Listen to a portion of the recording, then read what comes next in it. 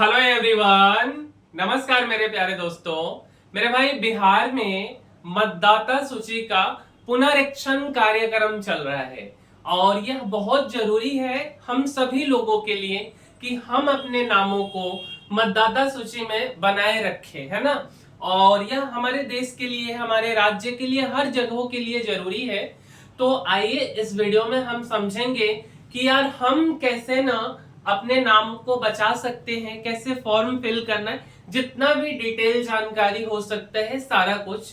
और आप सभी लोगों का यह जिम्मेदारी है कि यह वीडियो को अधिक से अधिक लोगों तक पहुंचाइए, क्योंकि यह हमारे राज्य, हमारे देश के लिए जरूरी है और हमारा जो डेमोक्रेसी है उसके लिए भी काफी जरूरी है। तो आइए समझते हैं। सबसे पहली बात, जब आप वेबसाइट खोलेंगे, हर एक लिंक आपको हमारे डिस्क्रिप्शन बॉक्स में मिल जाएगा। तो जब आप वेबसाइट खोलेंगे, भारत निर्वाचन आयोग द्वारा बिहार में मतदाता सूची विशेष गहन पुनरीक्षण अभियान 2025 शुरू। कोई योग्य, देखिए कितना सुंदर सा पिक्चर बनाया गया है कि कोई योग्य मतदाता छूटे ना। ठीक है, और क्या है, संवैधानिक नियमों के अनुरूप सरल और सहज प्रक्रिया, अनुच्छेद 326 के अनुसार निर्वाचक भारत का नागरिक हो, 18 वर्ष या उससे अधिक की आयु हो और क्षेत्र का, जिस भी क्षेत्र में आप रहते हो वहां के आप सामान्य निवासी हो, जनरल निवासी हो। अब बात आता है कि क्या करेंगे बीएलओ। बार बार आप पहले बीएलओ के बारे में चर्चा सुने हैं, दो चीजों के बारे में आप सुने यहाँ पे, बीएलओ के बारे में और दूसरा आप सुने हैं एपिक नंबर के बारे में। तो सबसे पहले हम आपको बीएलओ के बारे में समझाते हैं कि बीएलओ होते कौन है।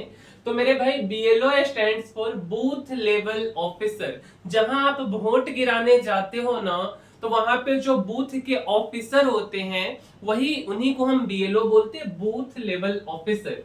ये कौन होते हैं? तो लोकल गवर्नमेंट ऑफिशियल्स, जो कि टीचर्स हो गए, अपॉइंट किए जाते हैं इलेक्शन के समय और उनको ना लोकल वोटर के बारे में पता होता है। अच्छा, बीएलओ जो है एक क्रूशियल रोल को प्ले करते हैं फेयर, मतलब अच्छा इलेक्शन कराने में, सामान्य इलेक्शन कराने में, पोलिंग बूथ्स को मैनेज करने में और वोटर के कंसर्न्स को एड्रेस करने में। उनका क्या रिस्पॉन्सिबिलिटी होता है? वोटर का वेरिफिकेशन करना, इलेक्ट्रल रोल को फैसिलिटेट करना और स्मूथ वोटिंग प्रोसेस को मतलब इंश्योर करना। तो ये बीएलओ हो गए। अब चलिए आगे बढ़ते। तो घर घर जाकर आंशिक रूप से भरे गणना पत्र, गणना पत्र का इंग्लिश होता है इन्यूमरेशन फॉर्म, की 2 प्रतियां आपको देंगे। दूसरा, आपके द्वारा भरे हुए गणना प्रपत्र को आपके द्वारा स्व सत्यापित जरूरी दस्तावेजों के साथ एकत्रित करेंगे और उसे ईसीआई नेट ऐप पर डाउनलोड करेंगे। ठीक है, क्लियर है क्या यह बात? अच्छा, क्या करेंगे आप? तो गणना, यह ऐप है जहां पे वो इसको अपलोड करेंगे। गणना प्रपत्र की दोनों प्रतियां को आपको भरना है, जो आपको डॉक्यूमेंट मिला है। जरूरी दस्तावेजों को स्व सत्यापित करके संलग्न करे, भरे हुए गणना प्रपत्र बीएलओ को जमा करे एवं प्राप्ति रसीद ले। अब बात आता है कि जो लोग बिहार राज्य में नहीं है, वर्तमान में बिहार से बाहर रह रहे हैं, ठीक है, उनके लिए क्या है? तो ऑनलाइन माध्यम है, आप ईसीआई नेट ऐप के द्वारा भी आंशिक रूप से भरे गणना प्रपत्र डाउनलोड कर सकते, साथ ही बीएलओ के साथ कॉल बुक कर सकते और जरूरी जानकारी ले सकते। अब यार यहाँ पे हम एक चीज क्लियर करना चाहेंगे कि आपको बीएलओ का नंबर कैसे मिलेगा। 2 तरीका है बीएलओ का नंबर लेने का, ठीक है। एक तरीका हमारे पास है ये वाला। इसमें आपको क्या करना है, यह एक्सेल सीट है। आप बिहार के किसी जिले से हो, किसी भी जिले से, किसी भी प्रखंड से हो, कोई फर्क नहीं पड़ता। जैसे मैं शिवहर जिला का हूं, ये एक्सेल सीट का लिंक आपको डिस्क्रिप्शन बॉक्स में मिल जाएगा। अब मुझे क्या करना है, इस जिला पे क्लिक कर देते हैं और कंट्रोल F दबाते हैं। कंट्रोल F अपने कंप्यूटर में दबाएं और यहाँ पे शिवहर सर्च करते हैं, SHEOHAR। अब जैसे ही मेरे भाई हम शिवहर सर्च किए हैं, आप देखो शिवहर आ गया। अब शिवहर में जो जो प्रखंड है, जो जो ब्लॉक है और उस ब्लॉक में जो जो पंचायत है, उस पंचायत में जो जो स्कूल है, जैसे अदौरी से लेके चिरैया से लेकर के, ठीक है, और आपका चंडीहा से लेके जो भी जगह है सारे जगहों का नाम है। जैसे अगर हम आपको दिखाना चाहे तो कम्युनिटी हॉल चंडीहा, मिडिल स्कूल चंडीहा बालक स्कूल, वहां के जो बीएलओ है बेसिकली वो कौन है आपके, तो मिडिल स्कूल बखार चंडीहा के जितेंद्र कुमार बीएलओ हैं और उनका कांटेक्ट नंबर, वो टीचर हैं। तो हर एक चीज आपको दिए हुआ है। एक तरीका ये है बीएलओ का। दूसरा तरीका कि आप इतना झंझट नहीं मोलना चाहते हैं, ठीक है, तो आपको फिर क्या करना है ना, दूसरा तरीका क्या है आपको बीएलओ का, कि आपको इस वेबसाइट का भी लिंक हम देंगे, ठीक है। वेबसाइट का नाम है electoralsearch.eci.gov.in/polling station। इस वेबसाइट पे जाके आपको इपिक नंबर डालना है। अब सबसे पहला कंसर्न हमारे व्यूअर का है कि हमको इपिक नंबर के बारे में नहीं पता है। मेरे भाई आपके लिए ना ये कंप्लीट वीडियो है। इपिक नंबर थोड़ा आपको हम समझाते हैं कि क्या होते हैं। सबसे पहला बात कि इपिक का फुल फॉर्म क्या होता है, ठीक है। तो इपिक को बोला जाता है electors, P for photo, I for identity card. Simple भाषा में बोले मतदाता फोटो पहचान पत्र को ही इपिक बोला जाता है, ठीक है। अब बात आता है कि इपिक नंबर एक्चुअल में क्या है। मेरे भाई हमारे पास हमारा वोटर आई कार्ड है, थोड़ा सा हम इसको निकाल के आपको दिखाना चाहेंगे, ठीक है। तो मेरे भाई ये मेरा जो है बेसिकली, ठीक है, ये वोटर आई कार्ड है और सबसे ऊपर में आपको इपिक नंबर लिखा होता है जो कि 10 अंकों का होता है, ठीक है। यहाँ देखिए इपिक नंबर वह यूनिक पहचान संख्या है जो भारत के हर रजिस्टर्ड वोटर को दी जाती है। यह नंबर वोटर आईडी कार्ड पर लिखा होता है और कुछ इस तरीके से ABC 1 2 3 जो भी है 10 अंकों का यह नंबर होता है, अल्फा न्यूमेरिक कोड होता है। इपिक नंबर क्यों जरूरी है, तो वोट डालने के लिए। अब जब वोट आप डालते हो तो जब आप वोट देने जाते हैं तो इपिक नंबर के जरिए आपका पहचान होता है। वोटर लिस्ट में नाम देखने के लिए, कोई बदलाव करवाना है, कोई सुधार चाहिए या नए आवेदन में, डिजिटल पहचान पत्र के रूप में। इपिक नंबर कहां पाया जाता है अभी हमने आपको दिखा दिया। तो इपिक नंबर के बारे में तो अब आपको कोई डाउट है नहीं।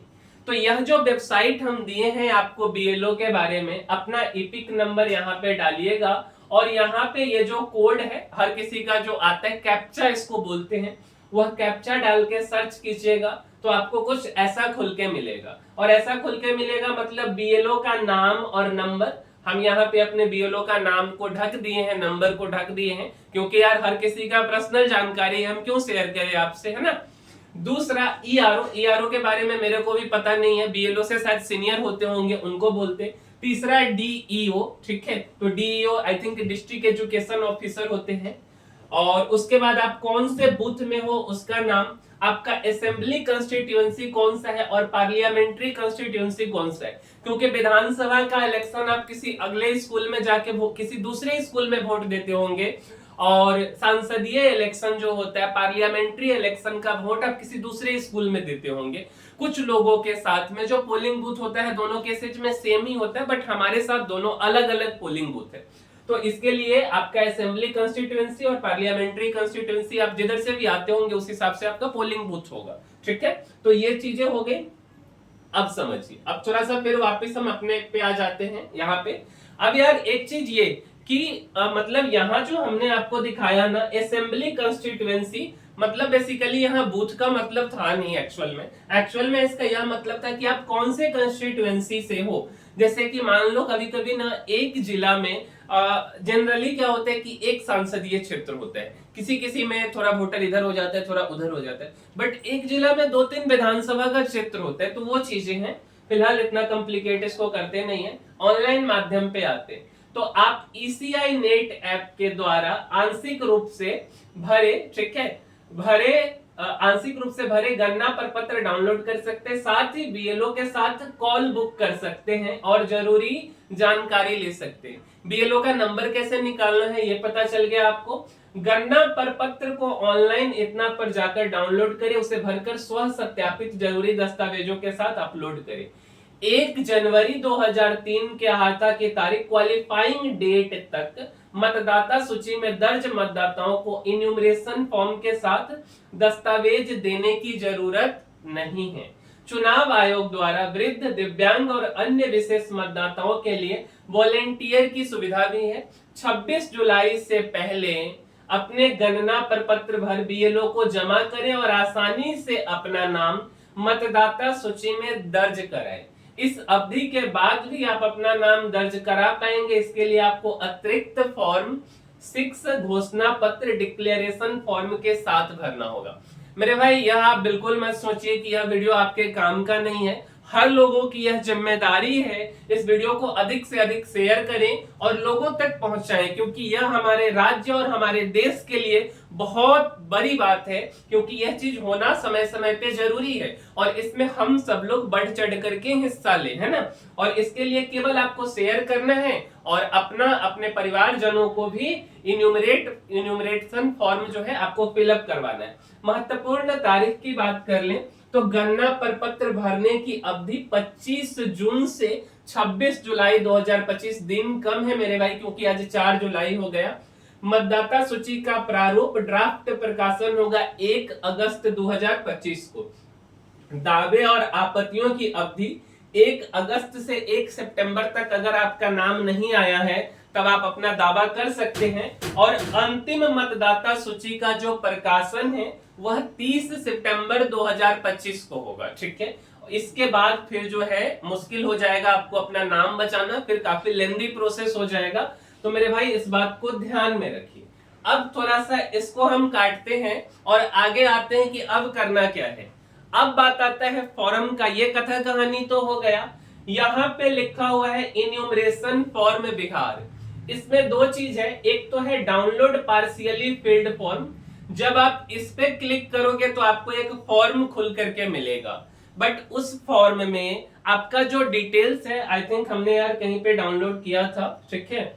और ये है क्या? नहीं, ये वाला नहीं है, चलो कोई बात नहीं। हमने डाउनलोड किया था बेसिकली, उसमें हमारा कुछ बेसिक डिटेल्स फिल होते हैं जो भी इलेक्शन कमीशन के पास हमारा डेटा है, ठीक है।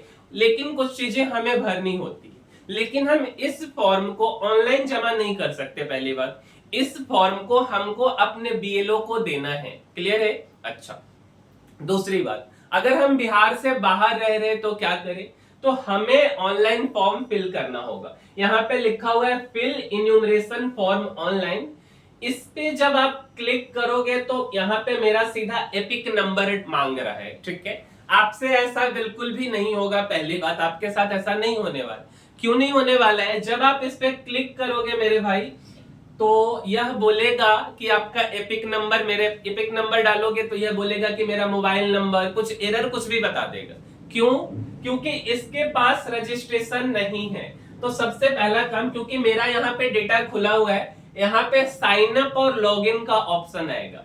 तो पहला काम आपको साइन अप करना है, आपको रजिस्ट्रेशन कराना है। रजिस्ट्रेशन सिंपल है, अपना मोबाइल ईमेल आईडी दोनों का ऑप्शन है। मोबाइल से आप कर लो, ईमेल आईडी नहीं है कोई जरूरत नहीं है। एक ओटीपी आएगा, नाम पूछेगा और रजिस्ट्रेशन आपका हो जाएगा। जब रजिस्ट्रेशन आपका हो जाएगा इस वेबसाइट पे, फिर आप इधर क्लिक करोगे, आसानी से आपका एपिक नंबर वाला ये चीज आ जाएगा। और जब ये आएगा मेरे भाई, तब आपका कुछ ऐसा खुल के आएगा फिल इन्यूमरेशन फॉर्म। इसमें इलेक्टर का नाम, EPIC, serial number, part number, name, ये सब कुछ आएगा। और यहाँ पे 10 डिजिट का मोबाइल नंबर जब आप डाल के ओटीपी सबमिट कीजिएगा, तब जाके पूरा फॉर्म का बायोग्राफी खुल करके आएगा। और उस बायोग्राफी को भर के फिर इधर ही सबमिट कर देना है। और जब आप सबमिट कर देंगे, सारा कुछ हो जाएगा, तब जाकर के आप हमारे राज्य में हम जो है वोट देने के लिए आप एलिजिबल हो जाएंगे।